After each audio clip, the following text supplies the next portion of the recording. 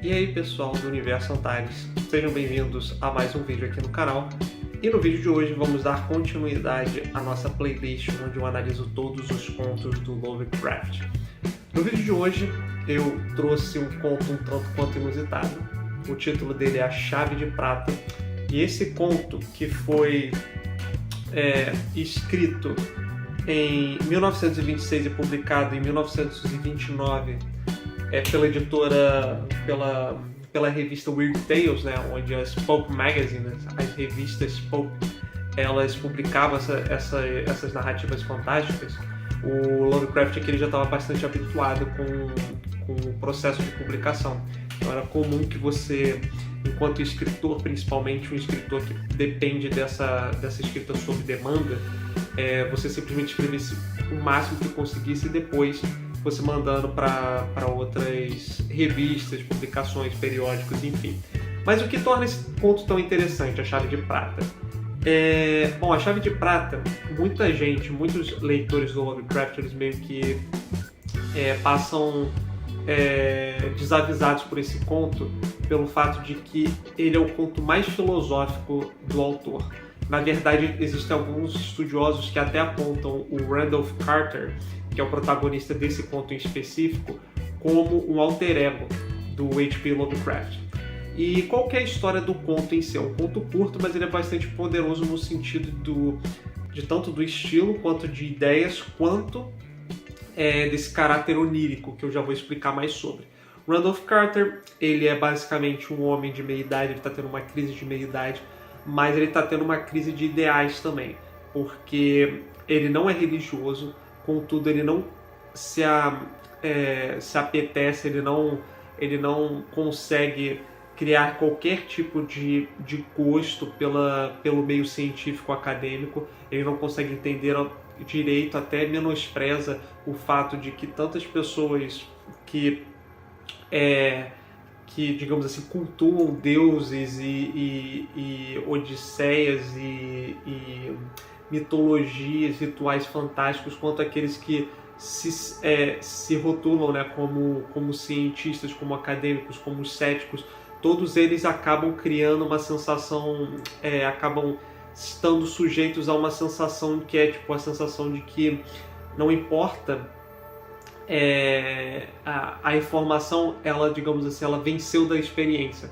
Então, nesse caso, o Randolph Carter, ele se sente abalado quanto a isso, ele se sente niilista, eu poderia dizer assim, ele não vê mais o sentido nessas coisas, nessas características que as pessoas, às vezes, por exemplo, seja através do cotidiano familiar, do cotidiano amoroso, do meio acadêmico, do meio religioso, ele frequentara grande parte desses círculos ao longo da sua vida, mas ele sempre se sentiu culpado, digamos assim, pois quando ele chegava para determinadas pessoas para falar sobre o seu apreço pelos sonhos, né, pelo onírico, pelo fato de que ele conseguia divagar muito através das suas experiências em sonho mesmo, elas falavam que ele precisava se apegar à realidade, digamos assim. Ele precisava se apegar a algo com significado.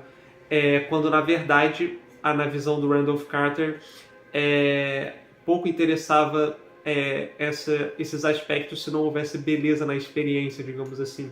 E é por isso que, com o tempo, ele acaba se envolvendo com um estudioso de misticismo também da Universidade de Miskatonic, no caso em Arkham, e aí ele acaba explorando esses ares místicos, esses ares ocultos que estão presentes na mitologia Lovecraftiana, mas de uma maneira um pouco mais sutil aqui. E ao retornar para sua casa depois de muito tempo, depois de ter experienciado, até cogitado, por exemplo, tirar a própria vida por conta dessa monotonia, ele decide então se reconectar com o seu período jovial, né? Ele meio que reforma o seu casarão como se estivesse nos velhos tempos, digamos assim, e ele começa a ter sonhos que são reveladores, sonhos proféticos, que indicam para ele, através de um dos seus antepassados, que revela que, na verdade, toda a sua linhagem, digamos assim, toda a sua família, a linhagem de sangue que vai desde ele que é o último, digamos assim, até os primeiros patriarcas, eles revelam, né, para ele que sim, todos eles tinham esse quê místico, esse quê onírico dentro deles, essas habilidades poderosas. E aí eles indicam justamente, não sei, não lembro agora, mas eu acredito que seja o avô dele, indica que há um compartimento secreto na casa de uma pessoa, de um antepassado ainda mais longínquo, digamos assim, que revela uma chave de prata. Ele coleta essa chave de prata e vai para a antiga residência onde morava na casa do tio, só que o tio já falecera, e ele começa a ter visões.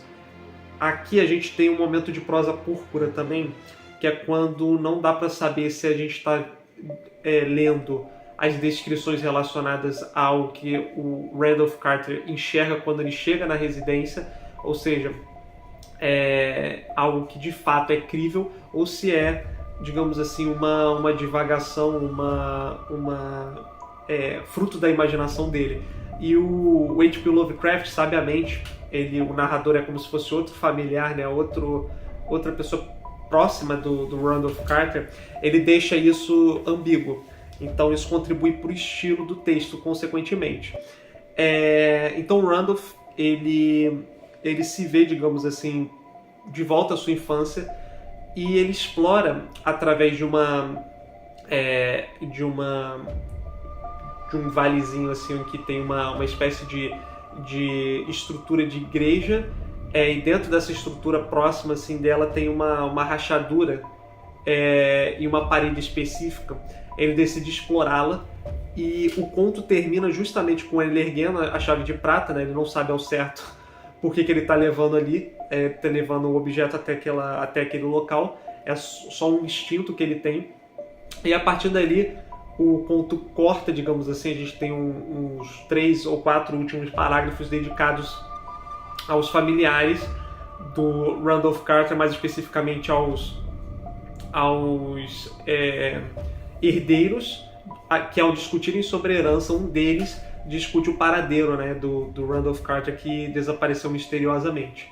E aí ele decide, né, o herdeiro, ele decide se encontrar com o Randolph Carter no mundo dos sonhos, porque ele acredita que o familiar dele achou um meio de abrir as portas para uma nova realidade. Então é um conto muito filosófico, ele tem um quê de horror, mas o horror dele está muito nessa ideia de solidão, sabe? Essa coisa realmente niilista, essa coisa de tipo assim, tomarmos cuidado para não ficarmos numa posição em que haja uma busca de sentido para todas as coisas, sabe? A discussão de beleza nesse conto também é muito interessante, porque ele fala que, bom, se há beleza, tem valor ali, sabe? E eu concordo nesse aspecto com ele, porque eu acho assim, todas as experiências são válidas se elas congregarem alguma coisa para você. O que a gente tem de problemas na sociedade moderna, e olha que esse foi um texto escrito em 1926, que algumas coisas permanecem verdadeiras até hoje, como por exemplo o fato de que as pessoas, por terem uma experiência, uma filosofia específica, elas querem julgar a filosofia de outrem, digamos assim, e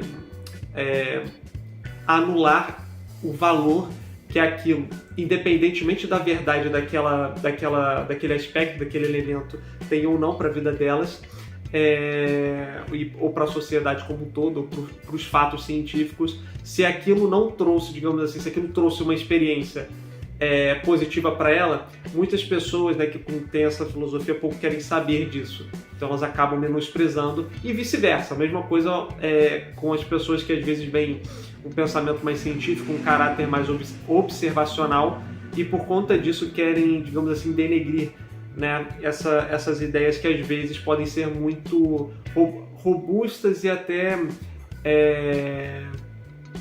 sem sal, digamos assim, sem tempero. E eu acho que é muito interessante porque não dá para saber aqui o que é o Lovecraft e o que é o personagem. Eu acredito que grande parte, principalmente do primeiro ato desse conto, esteja relacionado diretamente ao personagem do H.P. Lovecraft mesmo, mas principalmente porque ele trata.